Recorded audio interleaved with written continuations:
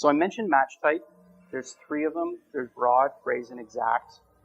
Very quickly, broad match is exactly what it sounds like. It's broad. If you bid on Toronto apartment rentals, Google is going to match you on misspellings. They're going to match you on synonyms.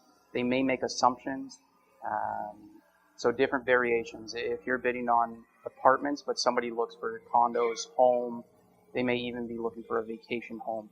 Google may make that jump and say, well, somewhat similar, I'm going to trigger your ad. So broad match is a match type that can open you up to a little bit of risk in terms of having irrelevant impressions see your ad. But I'm going to talk about a report later on called the Search Query Report that will list out for you exactly what the search query was that the user looked for that triggered your ad.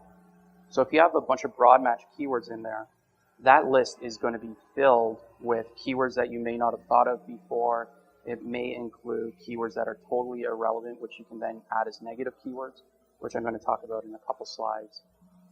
So broad match, don't discount it, but definitely test it out, try it, use it as a tool for keyword discovery because it is very, very valuable. Phrase match will trigger your ad for a query that includes exactly the keywords that you're bidding on. So Toronto apartment rentals, those exact keywords in that order, but the user can then append a search phrase or a word before or after.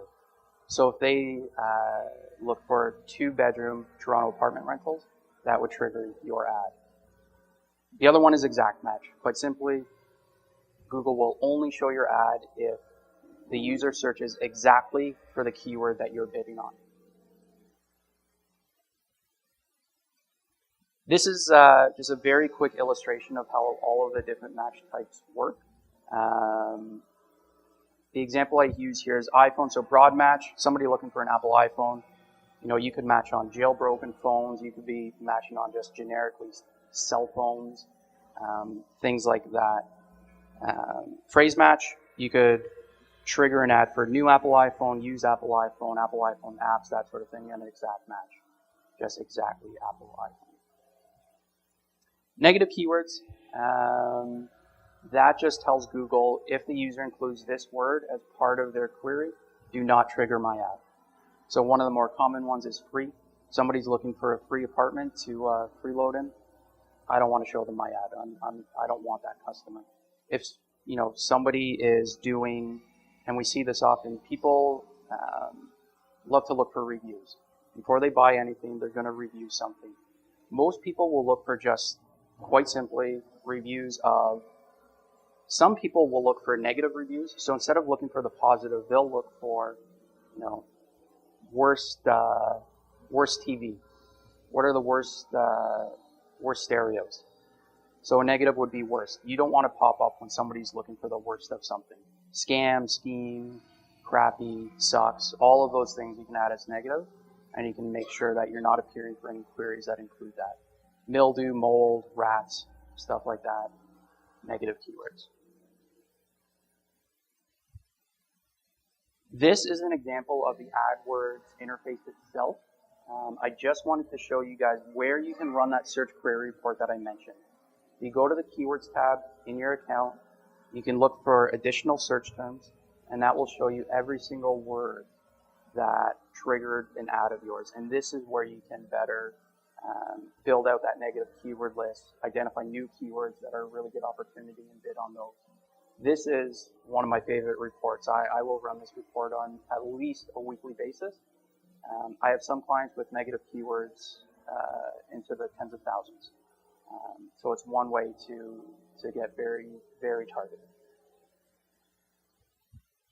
This is just a very quick illustration in terms of the different performance levels that we tend to see at the different match types. So you can see the vast differences in terms of cost per clicks, in terms of click-through rates. Exact match over broad match, much more engaged, much more likely to click on that ad. It is a lower cost. I don't have conversion numbers here, but they follow the exact same trend. Lower cost per lead, higher conversion rates, So you can see the importance of moving towards that exact match keyword list. But it is a process. It can take a while. We've had clients where it's taken us a year to get them to a point where we've identified what we would consider maybe 80-85% of the exact match keywords that we know are going to trigger things. The key thing to remember is people will always search a way you did not think of. One of the stats that we love to throw around is that a third of searches nobody has ever searched before. Full third. Nobody has ever typed that thing into Google before. So that's why, I don't want to suggest you go exclusively exact match, despite the fact it delivers these types of results. If you do that, you'll miss out on all of those other variations. Any quick questions about keywords before I jump into ad copy? Nothing? It was that good. All right. Awesome. Ad copy. I talked about how structure was so extremely important. At the end of the day, your ad copy is the front line. That's what your customers are going to see. My philosophy is if you're not going to invest in that message and throw it up on a billboard or put it on print, don't put it in your pay-per-click ad. I find ads themselves are the one thing that people tend to just put up there and see what happens. Definitely think about what you're saying in that message. Look at what everybody else is saying in the space. Do a couple searches for the keywords that you're planning on bidding on. What is everyone else saying? What you don't want to have happen is, you create these 10 ad variations that you think, this is the greatest piece of writing that has ever come from my hand and a pen, and then find out that everybody else's ad is slightly better. You're offering 10%, everyone else is offering 10% off. Do the search, see what everyone else is saying, write your ad copy in the context of everyone else. How are you going to stand out? What's your value proposition? If everybody else is saying that they have video tours of the apartments that you can rent, what are you going to say? Maybe you have that as well, but if everyone else is going to say that, what are you going to do to stand out? Those are the things that we need to think about. How do you stand out from the crowd? It's a very, very crowded space. I took this snapshot at 6 this morning just to see what it looked like. It's very, very busy. Lots of advertisers. The keyword is the same keyword I've been talking about all along, which is simply Toronto apartment rentals. So again, we need to stand out. We need to draw the person in. And there's a couple things that we can do that. I'm sure most people have seen this picture. I absolutely love it. If you can't read it in the background there, it's a billboard by Audi saying your move BMW. BMW comes back with one in front saying checkmate. So again, being aware of what your competitors are saying, how are you going to move in a position that's a checkmate? Actually, are you guys going to get this deck? Is this being distributed in any way? Is this? You don't know? Interesting.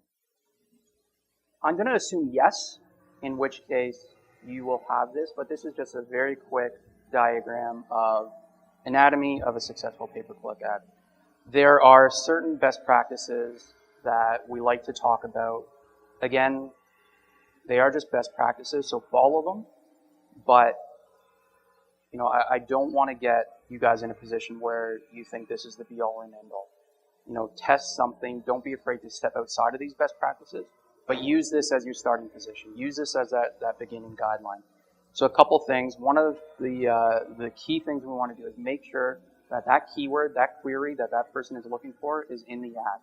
I mentioned if somebody's looking for a 1-bedroom, a 2-bedroom place in a certain neighborhood, say that in the ad. Draw them in, stand out. One of the things that Google will do is they will bold that keyword. If that keyword is a word that you're bidding on, that the user searched for, they will bold it in the ad if it's there. That draws the person in. Anything you can do like that, just simply getting that word bolded in your ad will draw the eye into that ad. And we tend to see click-through rates go up almost every single time when we get that type of relevancy in our ad copy. A couple other ones. This green URL here, that's your display URL. You have control over that. It doesn't have to be the landing page that you send the user to. It has to be your URL. It has to be the root domain. But you can do backslash and you can say something. You can treat that as an additional piece of ad copy. You can put the keyword in there. Again, it will be bolded. But again, that's something you can test. There's all these variables that you can test in an ad. I had a client who, over the course of a year, when we first took over their account, their average click-through rate for a specific ad group was 0.89%. Right now, it's about 24%, 24 point something percent. It took us 46 ads to get from point A to point B. We tested, we tested, we tested, we tested. 46 ads to go from 0.89% to 24%.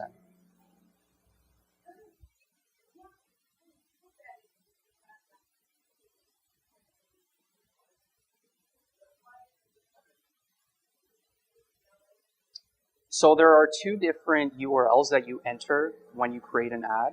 There's your display URL and there's your destination URL. Your destination URL is the actual landing page, it's the actual URL that you're sending the user to. That needs to be accurate.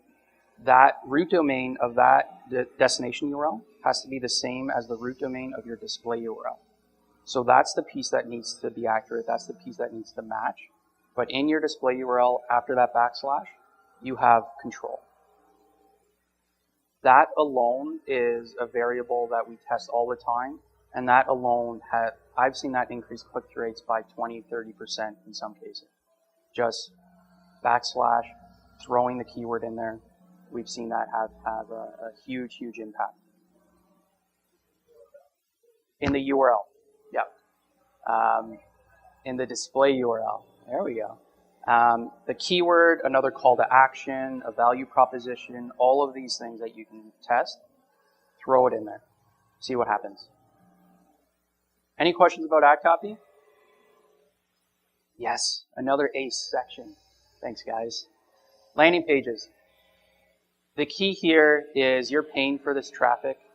You're paying for every single click that you get that drives somebody to your landing page. You want to make sure that if you're paying for that, you're sending them to a page that will do something with the traffic. You want to make sure it's relevant, but you also want to make sure that it is, it's been built with the conversion in mind. Whether that's a phone call, whether that's, more information, whether it's an inquiry, whether it's some sort of download, whatever action you want that user to take who clicks on that ad, make sure the landing page has that in mind. No sense in paying for this traffic if they're going to hit your landing page and then take off. That's what we want to avoid.